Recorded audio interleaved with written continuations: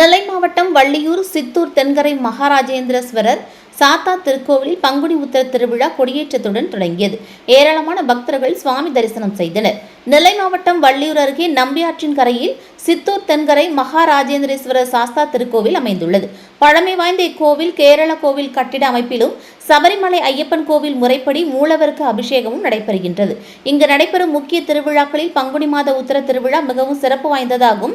இந்த ஆண்டு பங்குனி உத்திர திருவிழா கொடியேற்றத்துடன் தொடங்கியது. இதனையொட்டி அதிகாலையில் திருக்கோவில் நடை திறக்கப்பட்டது. மூலவர் சுவாமிக்கு அபிஷேகங்கள் நடைபெற்றது. தொடர்ந்து கொடிப்பட்டம் வீதி உலா வந்ததும் பூஜைகள் நடைபெற்று சன்னதி முன் அமைந்துள்ள கொடிமரத்தில் கொடியேற்றப்பட்டது. தொடர்ந்து கொடிமரத்திற்கு மாப்பொடி, மஞ்சள், பால், தயிர், பஞ்சாமிர்தம், விபூதி, சந்தனம் என பல்வேறு பொருட்களால் அபிஷேகம் நடைபெற்று நிறைவாக கும்பாபிஷேகம் மற்றும் தீபாராதனைகள் நடைபெற்றது.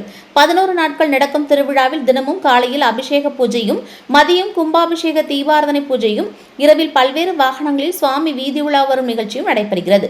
8ஆம் திருநாளன்று வரும் 25ஆம் தேதி திங்கட்கிழமை பங்குனி உத்திர திருவிழாவாக நடைபெறுகிறது. இரவில் சுவாமி குதிரை வாகனத்தில் எழுந்தருளி வன்னிக்குத்து நிகழ்ச்சி நடைபெறுகிறது. விழாவின் சிகர நிகழ்ச்சியான 9ஆம் திருநாள் அன்று காலையில் தேரோட்டமும் அதனைத் தொடர்ந்து குதிரை ஓட்டம் நிகழ்ச்சியும் நடைபெறுகிறது.